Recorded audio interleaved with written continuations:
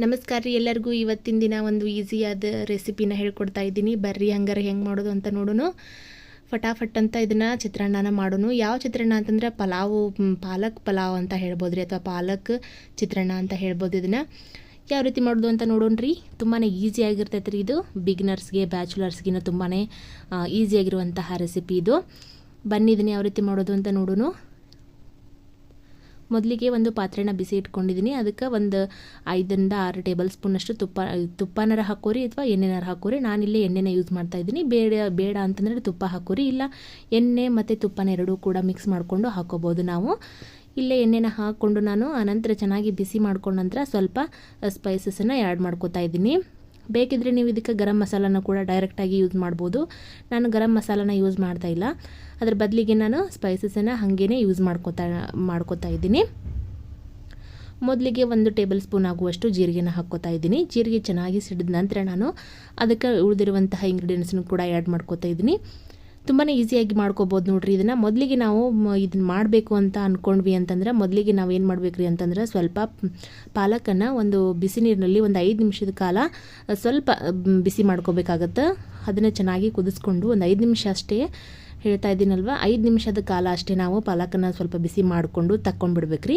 ಆನಂತರ ಅದನ್ನು ನಾವು ಒಂದು ಸ್ವಲ್ಪ ಮಿಕ್ಸಿ ಮಾಡ್ಕೋಬೇಕು. ಬೇಕಿದ್ರೆ ನೀವು ಅದರೊಳಗೆ ಹಸಿರು ಮೆಣಸಿಕಾಯಿ, ಶುಂಠಿ, ಬೆಳ್ಳುಳ್ಳಿನ ಹಾಕಿ ಮಿಕ್ಸಿ ಮಾಡ್ಕೋಬೋದು. ಇಲ್ಲ ಅಂತಂದರೆ ಅದನ್ನಷ್ಟೇ ಕೂಡ ಮಿಕ್ಸಿ ಮಾಡ್ಕೋಬೋದು. ನಾನಲ್ಲಿ ಅದ್ರಾಗ ಹಸಿರು ಮೆಣಸಿಕಾಯಿನ ಹಾಕಿಲ್ರಿ, ಶುಂಠಿ ಮತ್ತು ಬೆಳ್ಳುಳ್ಳಿನ ಹಾಕ್ಕೊಂಡು ಮಿಕ್ಸಿ ಮಾಡ್ಕೊಂಡಿದ್ದೀನಿ ಪಾಲಕನ್ನ. ಈಗ ನೋಡ್ರಿ ನಾನು 1-2 ಪಲಾವ್ ಎಲೆನ ಹಾಕ್ಕೊಂಡಿದ್ದೀನಿ. ಹಾಗೆಯೇ ನಕ್ಷತ್ರದ ಹೂವು ಕೂಡ ಹಾಕ್ಕೊಂಡಿದ್ದೀನಿ. 1 ಇಂಚಿನಷ್ಟು ಚಕ್ಕೆ ಕೂಡ ಹಾಕ್ಕೊಂಡಿದ್ದೀನಿ.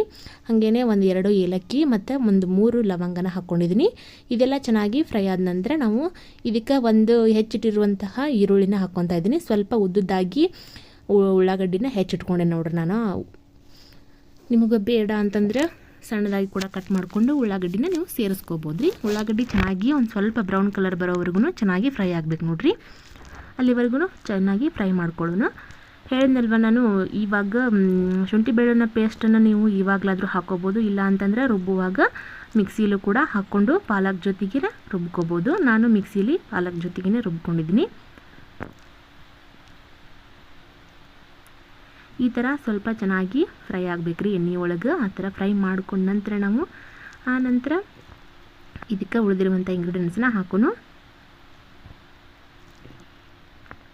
ತುಂಬಾ ಸಿಂಪಲ್ ಆಗಿರುವಂಥ ರೆಸಿಪಿ ಇದು.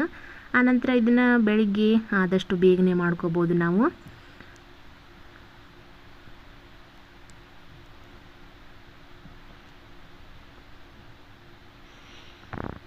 ಮಕ್ಕಳಿಗೆಲ್ಲ ತಿನ್ನೋದಕ್ಕೆ ತುಂಬಾ ಟೇಸ್ಟಿಯಾಗಿರ್ತೈತೆ ರೀ ಇದು.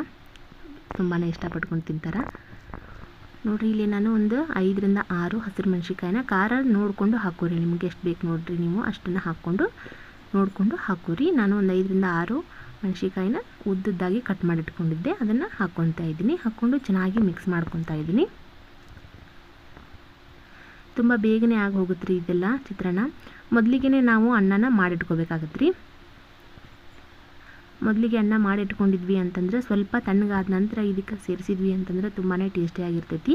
ನೀವು ಬಿಸಿ ಅನ್ನನ ಇದಕ್ಕೆ ಸೇರಿಸಿದ್ವಿ ಅಂತಂದ್ರೆ ಬೇಗನೆ ಮೆತ್ತಗಾಗಿ ಹೋಗ್ಬಿಡ್ತೈತಿ, ಅನಂತರ ಮಿಜ್ಜಿ ಥರ ಆಗುತ್ತೆ. ಅದಕ್ಕೋಸ್ಕರ ಮೊದಲಿಗೆ ರೈಸನ್ನು ಮಾಡಿಟ್ಕೊಂಡು ಅನಂತರ ತಣ್ಣಗಾದ್ಮೇಲೆ ಇದಕ್ಕೆ ಸೇರಿಸ್ಕೊಂಡ್ರೆ ಉದುರಾಗಿ ಟೇಸ್ಟಿಯಾಗಿರ್ತೈತಿ ಅಂತ ಹೇಳ್ತೀನಿ ರೀ ನಾನು. ಅದಾದ ನಂತರ ನಾನು ಒಂದು ಸ್ವಲ್ಪ ಕರಿಬೇವನ್ನ ಹಾಕ್ಕೋತಾ ಇದ್ದೀನಿ. ಕರಿಬೇವು ಚೆನ್ನಾಗಿ ಸಿಡಿಲಿರಿ.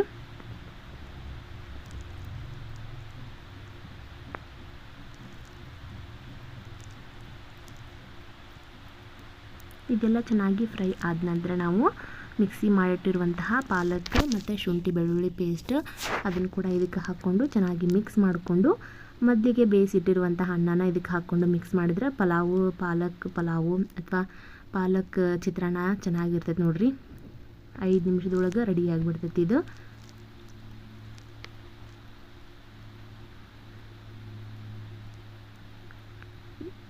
ಉಪ್ಪನ್ನು ನೋಡಿಕೊಂಡು ಈ ಗೊಜ್ಜು ಮಾಡ್ಕೊತಿರ್ತೀರಲ್ರಿ, ಪಾಲಕ್ ಗೊಜ್ಜನ್ನು ಮಾಡ್ಕೊತಿರ್ತೀವಲ್ಲ, ಆವಾಗ ಉಪ್ಪನ್ನು ನೋಡ್ಕೊಂಡು ಹಾಕೋರಿ. ಯಾಕಂದರೆ ನಾವು ಅನ್ನ ಮಾಡುವಾಗಲೇ ಸ್ವಲ್ಪ ಉಪ್ಪು ಹಾಕ್ಕೊಂಡು ಅನ್ನನ ಬೇಯಿಸೋಕೆ ಇಟ್ಕೊಂಡಿರ್ತೀವಿ. ಸೊ ಅದಕ್ಕೋಸ್ಕರ ಮೊದಲಿಗೆ ಉಪ್ಪನ್ನು ನೋಡಿ ಹಾಕೋರಿ.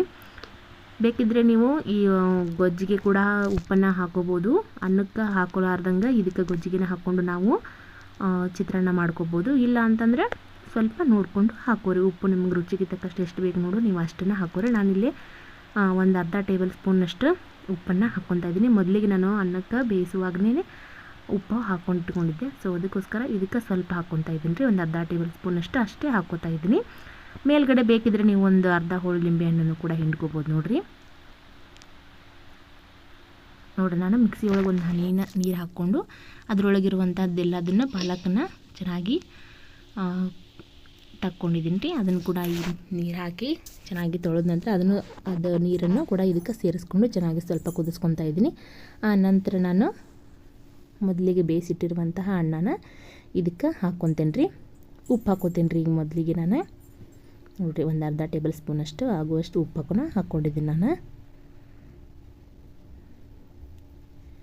ನೀವು ಬೇಕಿದ್ದರೆ ಇದಕ್ಕೆ ಹಸಿರು ಬಟಾಣಿನ ಹಾಕ್ಕೋಬೋದು ರೀ. ಹಸಿ ಬಟಾಣಿ ಇಲ್ಲ ಅಂತಂದ್ರೆ ನೀವು ಹಸಿ ಬಟಾಣಿ ಇಲ್ಲ ಅಂತಂತಂದ್ರೆ ಒಣಗಿದ ಬಟಾಣಿ ಇರ್ತಾವಲ್ಲ ರೀ, ಅವನ್ನ ಕೂಡ ನೀವು ಕುಕ್ಕರ್ನೊಳಗೆ ಹಾಕ್ಕೊಂಡು ಒಂದೆರಡು ಬೇಸಿಲನಷ್ಟು ಕೂಗಿಸ್ಕೊಂಡು ಆನಂತರ ಇದಕ್ಕೆ ಸೇರಿಸ್ಕೋಬೋದು ನೋಡಿರಿ. ಇಲ್ಲ ಬೇಡ ಅಂತಂದ್ರೆ ಸ್ಕಿಪ್ ಕೂಡ ಮಾಡ್ಕೋಬೋದು. ಇದಕ್ಕೆ ಚೆನ್ನಾಗಿ ಕುದ ನಂತರ ನೋಡ್ರಿ ಇಲ್ಲ ನಾನು ಹಣ್ಣನ್ನು ಹಾಕ್ಕೋತಾ ಇದ್ದೀನಿ. ಬೇಯಿಸಿ ಇಟ್ಕೊಂಡಿರುವಂತಹ ಹಣ್ಣನ್ನು ಮಿಕ್ಸ್ ಮಾಡ್ಕೊತಾ ಇದ್ದೀನಿ. ಈ ರೆಸಿಪಿ ಯಾರಿಗೆಲ್ಲ ಇಷ್ಟ ಆಗೈತಿ ನೀವು ಒಂದ್ಸತಿ ಮನೇಲಿ ಟ್ರೈ ಮಾಡಿ ನೋಡಿರಿ. ಇಷ್ಟ ಆದರೆ ಒಂದು ಲೈಕ್ ಮಾಡಿರಿ. ಹೊಸದಾಗಿ ಯಾರು ನನ್ನ ಚಾನಲ್ ನೋಡಾತ್ತೀರಿ ನೋಡಿರಿ ಅವರು ಒಂದು ಸಬ್ಸ್ಕ್ರೈಬ್ ಮಾಡ್ಕೊಂಡು ನೋಡ್ಕೊಡ್ರಿ. ಪಕ್ಕದಲ್ಲಿರುವಂತಹ ಬೆಲ್ ಐಕನನ್ನು ಕೂಡ ಕ್ಲಿಕ್ ಮಾಡಿರಿ. ಬೆಲ್ ಐಕನನ್ನು ಕ್ಲಿಕ್ ಮಾಡೋದ್ರಿಂದ ನಾನು ಹಾಕಿದಂಥ ಹೊಸ ವಿಡಿಯೋಗಳ ನೋಟಿಫಿಕೇಷನ್ ಮೊದಲಿಗೆ ನಿಮ್ಗೆ ಬಂದು ತಲುಪ್ತಾವ್ರಿ. ಮೊದಲು ನೀವು ನೋಡ್ಬೋದು ರೀ. ಮತ್ತೊಂದು ಹೊಸ ರೆಸಿಪಿಯೊಂದಿಗೆ ಮತ್ತೆ ನಾನು ನಿಮ್ಮನ್ನು ಭೇಟಿ ಆಗ್ತೇನೆ. ಅಂದರೆ ಅಲ್ಲಿವರೆಗೂ ನನ್ನ ವಿಡಿಯೋ ನೋಡಿದಂಥ ಎಲ್ಲರಿಗೂ ಧನ್ಯವಾದಗಳು ರೀ. Thank you for watching.